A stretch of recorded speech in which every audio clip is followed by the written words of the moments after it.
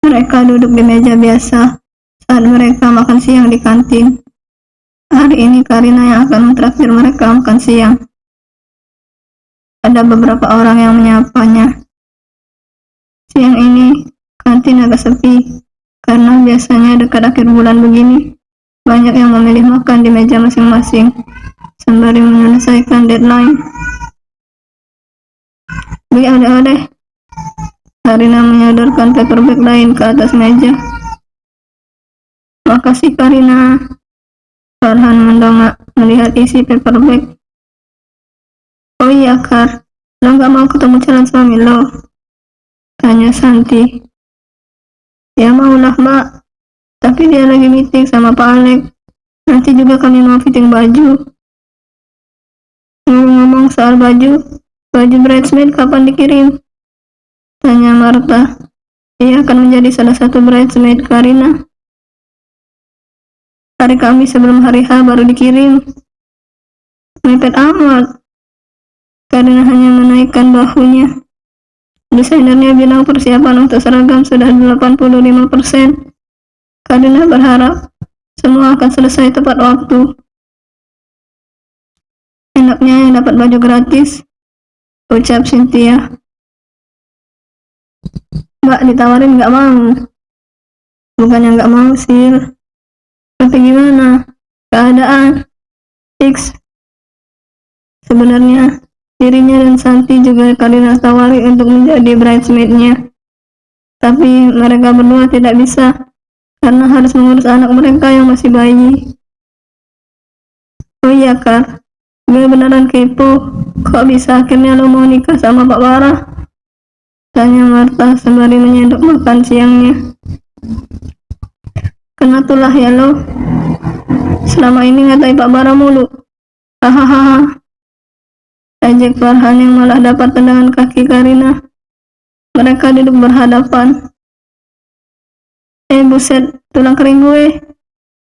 Ringisnya. Karina cuek, salah sendiri kenapa membuatnya kesal. Ayo dong Kar, cerita. Kita nanya Cecil kagak dijawab-jawab. Ya gimana mbak, gue kan udah terlanjur berjanji untuk menjaga rahasia. Jawab Cecil memberi alasan atas ucapan Cynthia. Karina menghela nafas pelan. Gak ada yang istimewa. Apanya yang mau diceritain? Pas di Bali, dia tahu-tahu ngasih gue cincin, terus ngajak nikah. Udah, selesai. Orang-orang di depannya itu saling pandang tak percaya. Masa iya cuma begitu saja? Masa sih gitu doang? Iya Mbak Santi, cuma gitu doang. Boro-boro ada kata-kata cinta dan romantis. Yang ada gue kesel. Karina jadi teringat bagaimana akhirnya Bara melamarnya. Dan dia itu tidak ada romantis-romantisnya sama sekali. Farhan berdecak. Tapi kok lo mau nerima lamarannya kalau begitu? Lagi-lagi Karina menjadi pusat perhatian. Mereka menunggu jawaban dari Karina. Gak tahu, kok gue mau ya? Ucap Karina. Dia sendiri tak tahu kenapa ia mau menerima lamaran Bara saat itu. Hatinya hanya menyuruhnya untuk pasrah saat Bara menyematkan cincin di jarinya. Tapi lo cintakan sama Pak Bara? Tanya Marta. Bagaimanapun dia dulu sangat menyukai Bara. Pokoknya di matanya Bara itu suami bebel sekali dan calon menantu idaman orang tuanya. Ya, kalau sekarang kayaknya sih bisa dibilang gitu. Jawabnya agak ragu. Apa iya perasaan yang ia rasakan saat ini pada Bara adalah sesuatu yang orang sebut sebagai cinta? Ia hanya mengikuti kata hatinya saja. Ini anak atuh, dari zaman masih dijajah sampai sekarang udah merdeka, perasaan sendiri aja nggak ngerti. Gimana mau ngertiin perasaan orang lain? Karina manyun. Ia kesal karena ucapan Santi benar adanya. Tapi yang jelas sekarang, komunikasi dengan Bara saja sudah seperti kebutuhan primer untuknya. Sehari tidak video call saat mereka LDR kemarin saja. Dia sudah merasa uring-uringan. Pokoknya, ia harus melihat wajah calon suaminya itu, walau cuma sebentar. Kak Karina, seru seorang gadis yang langsung memeluk Karina erat. Kak, help me, ucapnya membuat Karina tertawa. Diapain sama Pak Barai, Mang? Dia memasang wajah memelas. Udah beberapa hari ini aku di Romusa, pulang jam 9 malam terus. Rengeknya. Karina mengelus punggung Nadia. Cup cup cup, sabar ya. Nadia hanya mengangguk kecil. Untung pacarnya mau menjemputnya setiap malam, karena dirinya tak enak minta antar bosnya, walau Bara sendiri menawarinya. Semangat Nadia, baru pulang jam 9 kan? Belum jam 12 malam kayak Karina dulu. Hahaha, ucap Cecil iseng. Nadia mengangguk lagi. Untungnya Bara cukup sabar meladeni kelemutannya, yang kadang tak mengerti perintah Bara. Wih, udah pada ngumpul. Telat apa ya gue datang? Semua mata tertuju ke arah suara. Si mantan biang gosip kantor berjalan mendekat ke arah mereka. Pria itu memakai celana jeans dan kaos berkerah. Maaf, Anda siapa ya? Ucap Karina tak habis pikir. Kok bisa Tommy juga ikut datang kemari? Gini nih, punya teman yang mentang-mentang mau jadi istri bos. Sombong. Karina mencabik. Ingin rasanya ia menjitak kepala Tommy. Pria itu dengan santai duduk di samping Cecil dan melihat isi paperbacknya. Undangan buat gue mana? Tanyanya sesantai itu. Cari sendiri, ucap Cecil. Kalau ada tapi, sambungnya. Tommy melihat ke arah Karina. Tunggu terlalu kalau Karina gak ngundang gue. Padahal gue selama ini sudah bersusah payah menyembunyikan segalanya. Mendengar itu, Karina rasanya makin ingin menjitak kepala Tommy. Pintar sekali orang ini berakting. Menyembunyikan apanya? Sergah Karina. Tommy melihat ke arah teman-temannya. Farhan menaikkan bahu acuh sembari memakan makan siangnya. Cih, sudah terbongkar rupanya. Hahaha. Semua hanya menggeleng. Kok bisa mereka mau berteman dengan orang ini? Ini undangan buat Dek Nadia. Tommy menjulurkan undangan tersebut ke arah Nadia. Cayalah, Dek. Kenapa sih, Sim? Mau gue panggil adik juga? Cynthia langsung merinding mendengarnya. Lo kok gak kaget, Nat, melihat nama sama foto calon Karina? Tanya Martha. Ia tak melihat Nadia kaget. Gadis itu malah dengan santainya membuka undangan miliknya. Nadia menoleh ke arah Martha yang duduk di depannya. Oh, aku udah tahu kok, Kak, ucapnya santai. Lo udah tahu? Sejak kapan? Nadia menggaruk belakang kepalanya. Hehehe, dari pas aku nebeng pulang setelah perpisahan Bu HRD, jawabnya.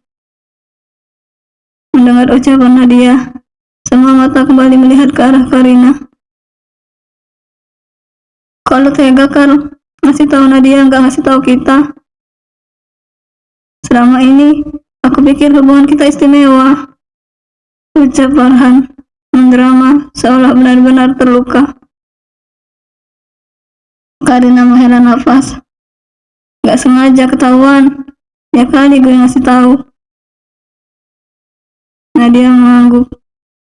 Iya, mereka gak sadar aku masih di mobil. Terus mereka ngomongin soal lamaran. Walah, tapi lo hebat juga ya, nyimpan rahasia, ucap Tommy. Dan Nadia membuat gerakan seolah mengunci mulutnya sendiri. BTW, undangan lo keren banget. Sederhana, tapi kayak elegan gitu. Apalagi fotonya. Wih, nggak nempel tuh bagian bibir. Deket amat. Ada Tommy yang memang sedang melihat-lihat undangan miliknya. Nempel kok, gue saksinya. Hahaha. Karina melotot ke arah Cecil. Ya Tuhan, kenapa teman-temannya bermulut lebar semua begini? Cecil, tegur Karina. Gadis itu hanya tertawa, tak merasa terintimidasi oleh teguran Karina. Serius? Mana? Ada fotonya enggak? Marta nampak bersemangat, begitu juga dengan Cynthia dan Santi. Nanti gue colong dari album foto private mereka. Aman. Wah, kalau gitu gue mau lihat langsung aja. Udah jadi albumnya, Kar. Santi menaik turunkan alisnya. Karina hanya pasrah. Ia malu sebenarnya. Tapi gimana? Tak bisa dipungkiri itu adalah momen yang sangat berkesan untuknya. Udah kayaknya, tapi masih di apartemen Mas Bara. Karina refleks menurutnya. Ia salah berucap. Mereka saling melempar senyum. Cie, Mas Bara banget nih. Goda Tony. Mereka sedang asyik menggoda Karina saat ojek tiba bersamaan dengan dua karyawan lain, Kintan dan Ayu. Dua orang yang selalu membuat Karina kesal. Kedua orang itu bahkan membuang muka saat melihat Karina. Dua orang itu duduk di meja tak jauh dari mereka. Karina, sapa ojek dan langsung duduk di samping Nadia. Undangan buat gue mana? Nih, cari sendiri. Tommy mendorong paperback tersebut ke arah ojek. Haji mengangkat salah satu undangan dan membaca nama di undangan tersebut. Karina dan Bara. Ia melihat ke arah Karina. Bara, kok kayak nama bos kita? Karina mencibik, memutar bola matanya. Pintar sekali teman-temannya ini berakting. Alah, nggak usah akting. Pura-pura nggak tahu loh. Sudah kebongkar. Hahaha. Siapa nih yang cepu? Semua jari menunjuk ke arah Farhan. Ia sedang menyuap makan siangnya ke dalam mulut. Ye, gue yang salah. Decaknya agak tak terima. Apa nggak terlalu capek? Jumat akad di rumah lo, Sabtu malamnya resepsi di sini. Tanya Aji begitu melihat tanggal pernikahan Karina. Karina mengangguk kecil. Tadinya ia mau resepsi dilakukan minggu depannya, tapi jadwal Bara mepet dan dia tidak bisa mengambil cuti. Sayangkan kalau mereka jadi tidak bisa bulan madu lama. Mending capek sekalian. Keputusannya udah gitu, mau gimana lagi? Iya deh, yang jelas selamat ya. Gak nyangka teman gue bakal jadi ibu bos. Bu bos Karina. Goda Farhan membuat Karina melotot. Apa mbak? Tanya Karina pada Cynthia. Ia langsung mengubah ekspresi wajahnya. Lo habis nikah tinggal di sini kan? Pertanyaan ini lagi. Karina pernah membahas hal ini di video call, tapi Bara belum memberi kepastian. Nanti mereka akan tinggal di mana setelah menikah. Iya mbak, cuma belum tahu di apartemennya atau di mana. Belum dibahas emang? Tanya Marta heran. Hah, Karina mendesah pelan. Semua serba mepet, banyak banget yang harus diurus. Jadi ya gitu, lupa masalah itu. Iya sih, gak penting tinggal di mana asal sama ayang. Ya gak Kar? Tommy menaik turunkan alisnya. membuat Karina ingin sekali melempar sendok ke arah pria itu. Serah lo dah, Pak Bos Tommy. Gak nyangka gue punya teman CEO. Farhan menggelengkan kepalanya. Ia sedang mengejek Tommy. Pria beranak dua itu menghela nafas berat. Gue kayaknya lebih suka jadi karyawan deh. Asli, membuat kepala gue. Sekarang gue paham kenapa Pak Bara, Pak Alek, atau Bu Fei suka marah-marah. Ucapnya dengan wajah nelangsa. Kenapa emang? Bisa-bisanya San, lo nanya kenapa? Mau botak nih rasanya kepala gue. Banyak banget yang harus dikerjain. Gue pikir jadi CEO cuma tinggal tanda tangan doang. Rupanya Tommy berdecak sembari menggelengkan kepalanya tak percaya. Emang abang lu beneran gak mau balik lagi? Tanya Farhan mengingat mengapa Tommy harus mengemban perusahaan milik ayah tirinya. Karena kakaknya, anak kandung ayahnya, memilih kabur ke luar negeri untuk bisa menikahi wanita yang disintainya. Mereka terhalang restu karena perbedaan kepercayaan. Gak tau lah, gue telepon, dia malah nitip bokap nyokap ke gue. Tapi gak apa-apa lah, hitung-hitung bisa dapat pengalaman jadi pemimpin perusahaan. Tapi pendapatan lumayan kan? Tommy mengacungkan jempol ke arah Cynthia. Kalau soal gaji, tentu berkali lipat dari gajinya saat menjadi staf HR. Guys, semua mata tertuju pada Farhan yang nampak gugup. Gue mau kasih pengumuman. Farhan mengangkat tangannya yang sudah bertaut dengan tangan Martha yang memang duduk di sebelahnya. Gue sama Martha udah jadian, ucapnya malu-malu. Begitu juga dengan Martha yang tersenyum dengan burat merah di pipinya. Semua terdiam, tak ada yang berkomentar. Sejak kapan? Tanya Oji yang terlihat agak patah hati. 2 minggu lalu, pas pulang dari perpisahan Karina, Farhan ngantar gue pulang. Terus dia... Martha melihat ke arah Farhan yang duduk di sampingnya. Nembak gue, ngajakin gue jadian, sambungnya sembari tersenyum malu-malu. Wah, ketikung lo Ji, pasti kayak keong, lambat gerak, ucap Tommy, menepuk lengan pria itu yang berada di atas meja. Oji hanya berdecak, sebal digoda oleh Tommy. Sorry Ji, gue yang duluan. Ye, selamat ya, gue turut bahagia. Oji membesarkan hatinya untuk menerima kenyataan. Tenang, masih ada Nadia.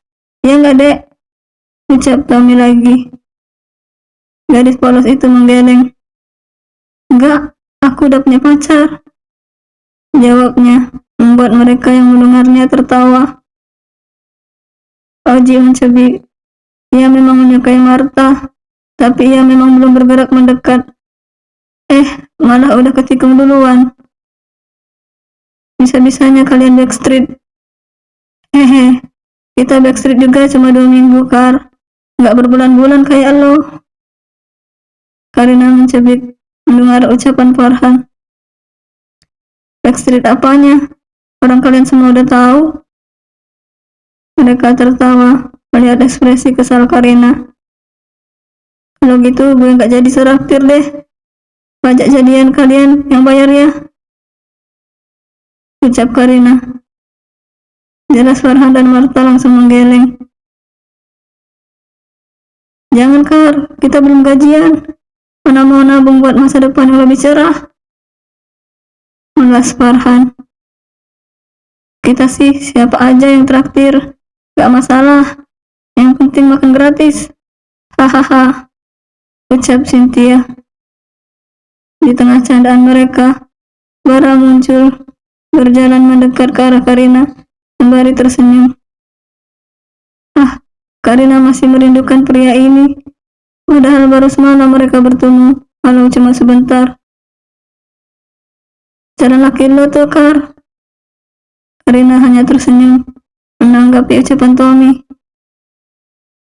Siang, Pak, sapa mereka. Begitu Bara sampai ke depan meja mereka, Bara tersenyum. Siang. Mereka menahan senyum, menunggu interaksi dua sejoli ini. Udah selesai meetingnya? Tanya Karina. Bara mengangguk. Iya. Kamu belum selesai makan siang?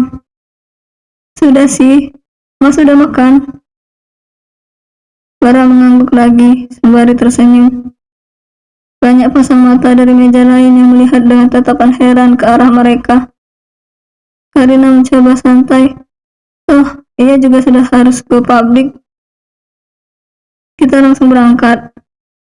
Karina berdiri sembari mengambil tasnya di atas meja dan menyampirkan di bahu kirinya. Kamu udah selesai ngobrolnya? Karina melihat ke arah teman-temannya. Udah kok, Pak. Angkut aja, gak apa-apa. Ucap Tommy membuat Karina mendelik. Angkut? Memangnya Karina barang? Ya udah, kalau gitu gue pamit ya. Dadah Karina, hati-hati di jalan. Mereka melambai sembari mengelum senyum. Jelas mereka bisa melihat kalau Karina sedang malu-malu kucing. Ngobrolin apa aja tadi sama mereka? Tanya Bara, begitu mereka sudah berada di dalam mobil. Ngobrol biasa aja. Tahu nggak, Mas? Karina menggeser tubuhnya menghadap ke arah Bara. Ternyata mereka udah tahu soal hubungan kita. Tahu begitu, ngapain selama ini aku deg-degan takut ketahuan? Bara tertawa menoleh singkat ke arahnya. Ia sedang menyetir. Oh ya, sejak kapan? Masih ingat gak yang kita nonton film tengah malam? Bara mengangguk kecil. Nah itu, ternyata bukan cuma Tommy yang lihat, tapi mereka juga. Nyebelin banget, sungutnya. Kesal mengingat hal itu. Ya, gak apa-apa. Kalau mereka diam selama ini, itu artinya mereka menjaga perasaan kamu. Kamu beruntung punya teman seperti mereka. Mau tak mau, Karina tersenyum. Dia bersyukur memiliki teman seperti mereka. Kalau kadang mereka menyebalkan, tapi mereka setia kawan. Mereka sampai ke butik tempat fitting terakhir. Karina beberapa hari lalu sudah dikirimkan foto bajunya yang sudah jadi. Ia sangat menyukainya. Sampainya di dalam, Karina langsung melihat baju kebayanya. Setelah itu ia masuk ke ruang ganti, mencoba kebaya yang akan ia pakai saat akad nikah nanti. Baju ini begitu pas di tubuhnya. Ia bahkan kaget karena bentuk tubuhnya terlihat indah saat memakainya. Bara sedang duduk di sofa sembari berbincang dengan pemilik butik. Ia sedang menunggu Karina keluar setelah berganti baju. Jantung Karina berdetak kencang. Padahal ia hanya akan memperlihatkan bajunya pada Bara, bukan mau akad nikah. Kenapa dirinya begitu deg-degan? Tirai terbuka, menampakkan Karina dengan kebaya putihnya. Bara terdiam sesaat kemudian tersenyum. Gimana, Bar? Cantik kan? Ucap Anastasia, pemilik butik yang merupakan kenalan Bara. Bara menoleh padanya, kemudian mengangguk puas. Cantik, cantik banget, ucap Bara, membuat Karina bersama merah. Pria itu berjalan mendekat ke arahnya, kemudian berbisik di telinga Karina. Mas jadi gak sabar melihat kamu memakainya di hari bahagia kita, ucapnya, membuat jantung Karina makin berdetak tak karuan. Bersambung.